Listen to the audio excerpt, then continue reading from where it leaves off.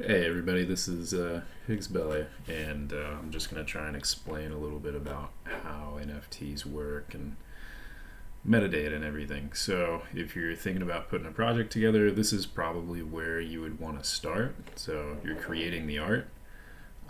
With that art, it's probably going to have some kind of properties, and you're going to have to basically store pointers to this data um, somewhere on chain, and that at its core is kind of how NFTs work. So if we look right here, this is like a little test BitGAN that was made prior to the last drop.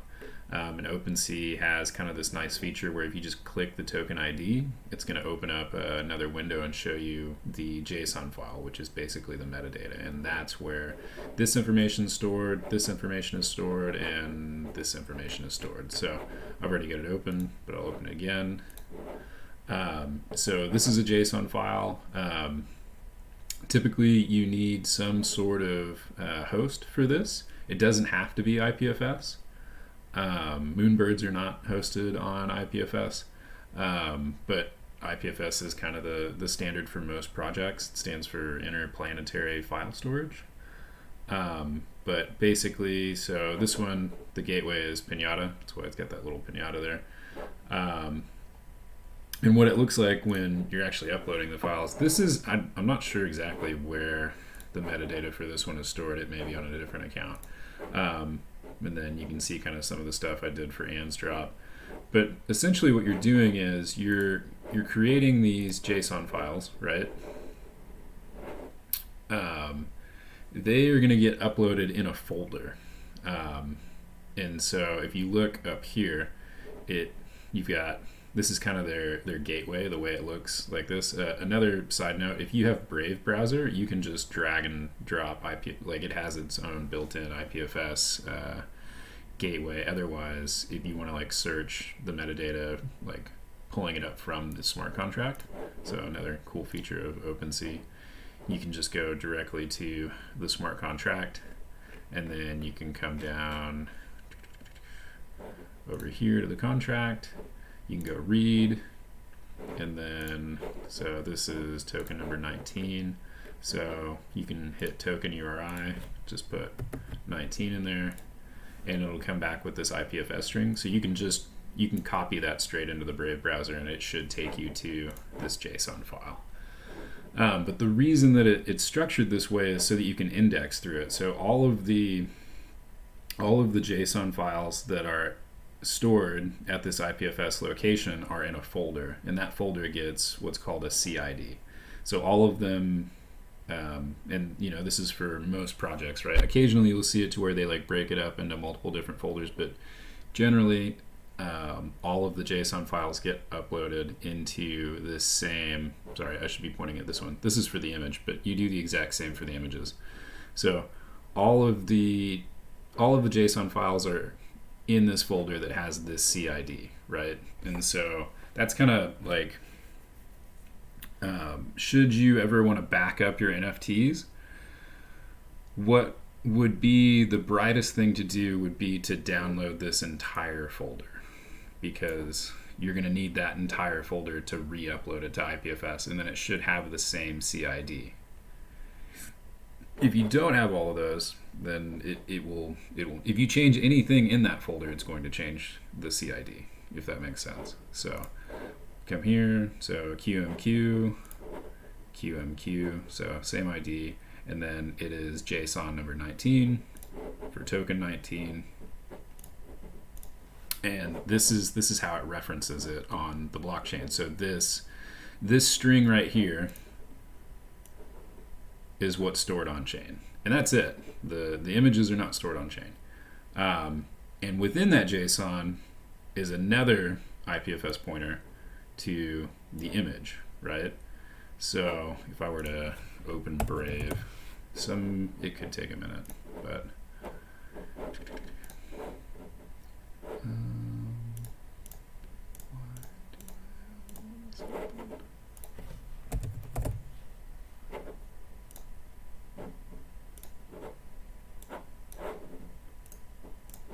should be able to take that directly into Brave.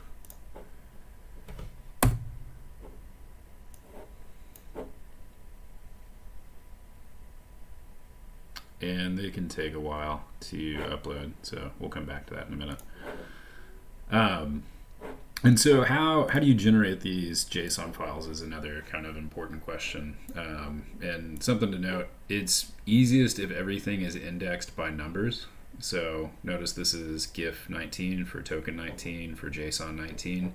That makes everything substantially easier. It's not impossible to do it if you don't have things set up that way, but if you're generating the art, it is best to just number them as plainly as possible, because all of this has to be generated by some code, right? Like if you've got a project of 500 pieces of art, you don't want to have to go, manually build all these JSON files. You want to be able to build them programmatically. And so I have a script that takes a file like this as a CSV and turns them into JSONs just like this. And there's a number of different ways to do that.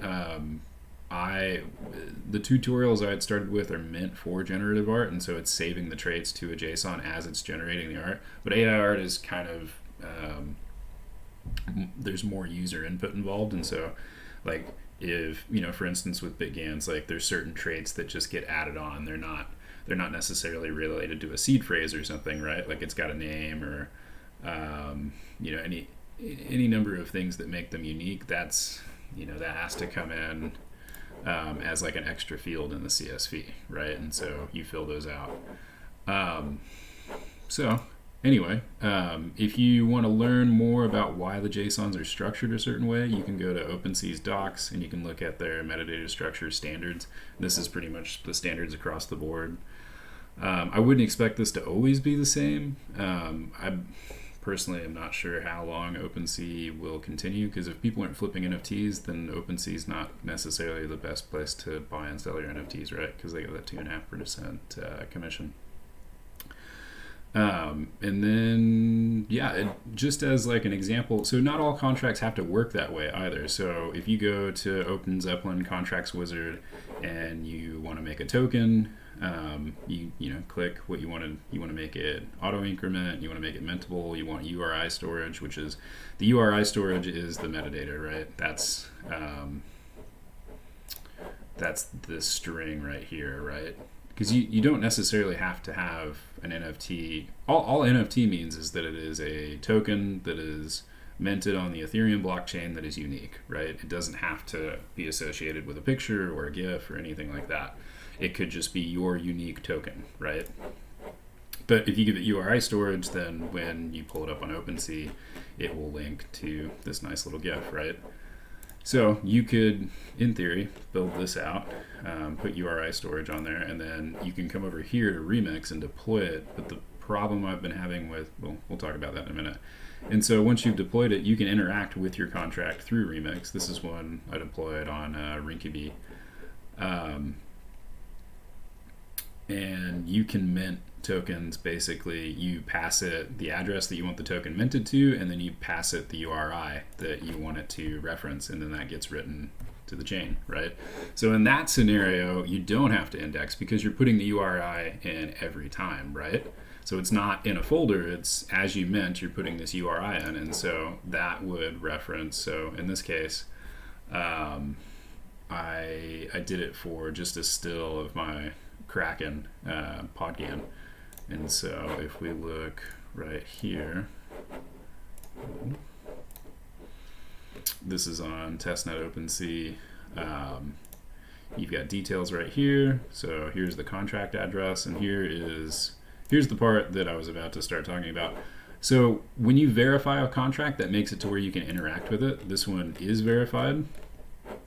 This one is not verified, and so I can't interact with it through Etherscan is what that means. The problem with deploying via Remix is I've not been able to get Sourcify, the verifier, to it looks like they even just pulled it off of there. It's not even on there anymore. Oh, here we go. I have not been able to get it to cooperate recently. Let's see. Let me try it one more time.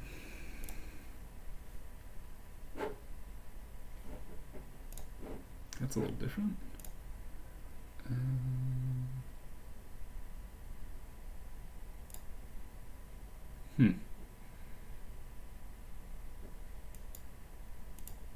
And it's broken.